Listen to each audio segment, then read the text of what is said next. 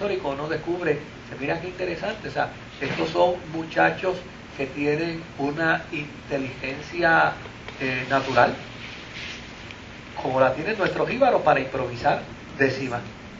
Lo único que ellos la improvisan en este género musical, pero es la manera de expresar dentro del contexto de ellos lo que la vivencia, lo que se está teniendo hoy al presente. Pues el rap es un género, es un género musical. El jazz fue un género musical, el tango fue un género musical. De hecho, quienes han trabajado con la historia del tango saben que el tango vino como resultado de un proceso, de una etapa en la Argentina, precisamente donde se criticaba, donde se señalaba y donde lo que se quería hacer era resaltar la figura del pobre, de la gente baja, que no eran estimadas, que no eran consideradas dentro de la sociedad. Y se convirtió en la música precisamente de ese plebeyo, se convirtió en el género de baile de esa gente. Oiga, y la cosa que ha prevalecido, ¿no? Y así sucesivamente, o sea, los hippies no se dieron en el vacío, los hippies se dieron como resultado de unas circunstancias históricas. La literatura apocalíptica se da igual.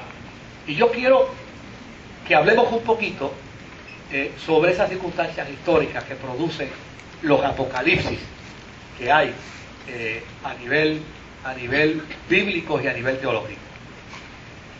El pueblo de Israel siempre se ha entendido como el pueblo de Dios. Y como pueblo de Dios se ha entendido que es heredero de las promesas divinas. Y como heredero de la promesa divina, ellos creen, el pueblo judío cree hasta el día de hoy, que un día, algún día, ellos alcanzarán la supremacía mundial. Israel toda su vida, desde su formación, ha trabajado para eso, para un día alcanzar la supremacía mundial. Y desde luego, cómo ellos empiezan a desarrollar esa visión y cómo comienzan teológicamente a apoyar esa visión.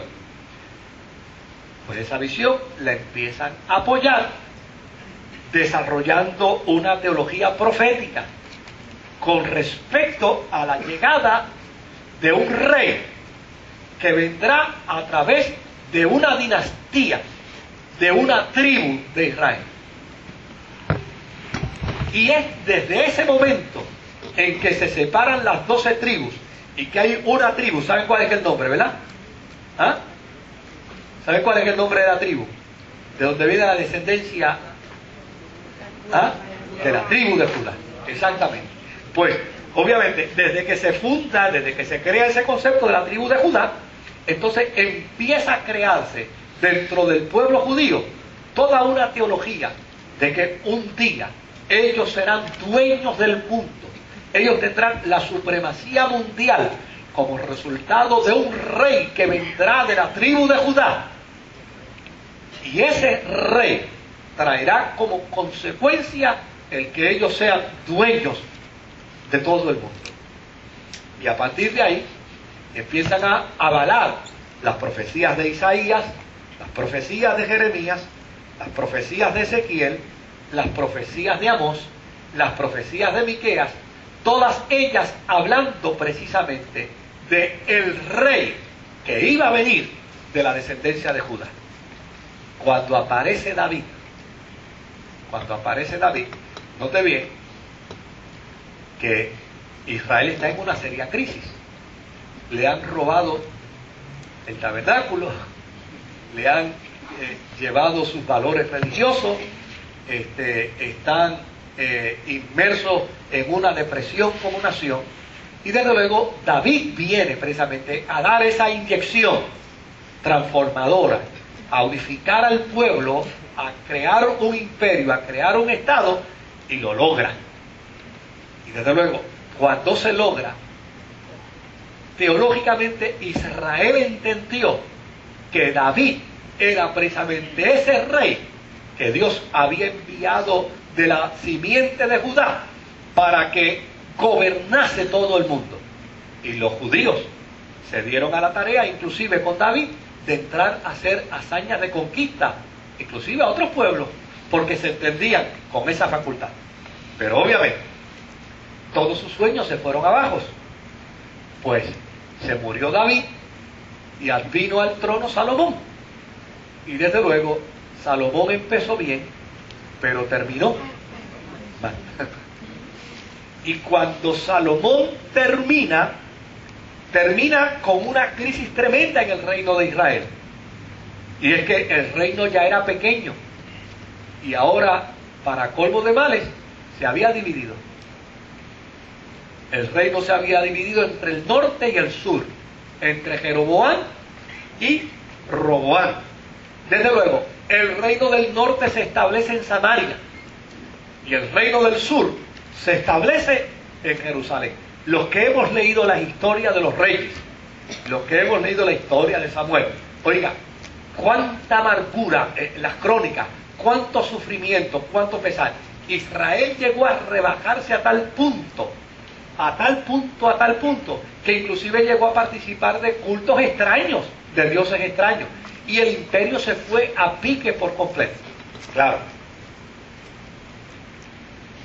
el reino del norte, que lo componían las 10 tribus, son invadidas por Asiria.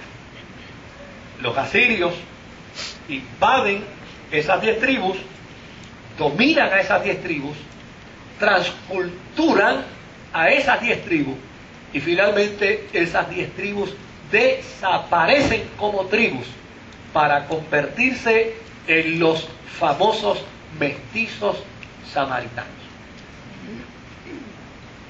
Por el otro lado, esto fue en el siglo 8 antes de Cristo.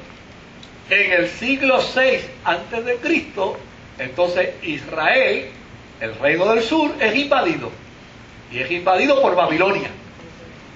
Y entonces viene Babilonia, se lleva las 2 tribus que quedan en el norte y obviamente las someten a un periodo de cautiverio.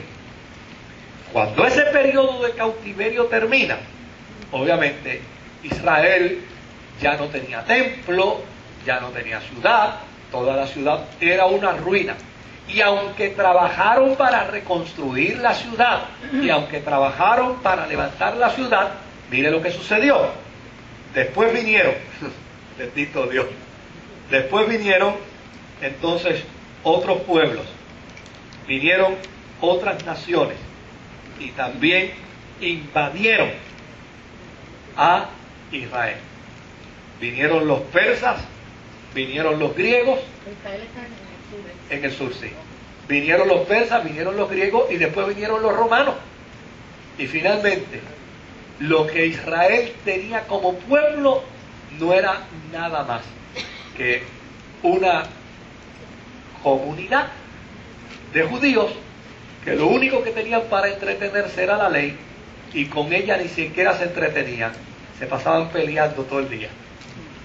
Básicamente, eso fue lo que quedó. Ahora, ¿qué pasó con los sueños que el pueblo de Israel había cultivado en las bases de Abraham? En ti serán benditas todas las naciones de la tierra. Pues todos esos sueños se fueron abajo. Y entonces Israel se dio cuenta, teológicamente, de que sus sueños como supremacía mundial no podían llegar a través de un rey, hombre. Sus sueños de supremacía mundial iban a llegar a través de un Mesías. ¿Se da cuenta ahora el contexto histórico? Le hace clic.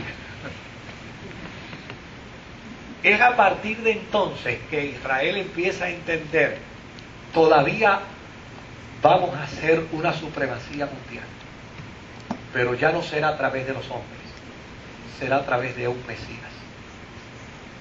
Y ahí empiezan a esperar, ¿qué cosa? A ese Mesías. Ahora, para esperar a ese Mesías se desarrolla una nueva teología en Israel. Ya no es la teología de que en ti serán benditas todas las naciones y toda esa, y esa bendición vendrá por la línea de Judá. y por la simiente de David. No.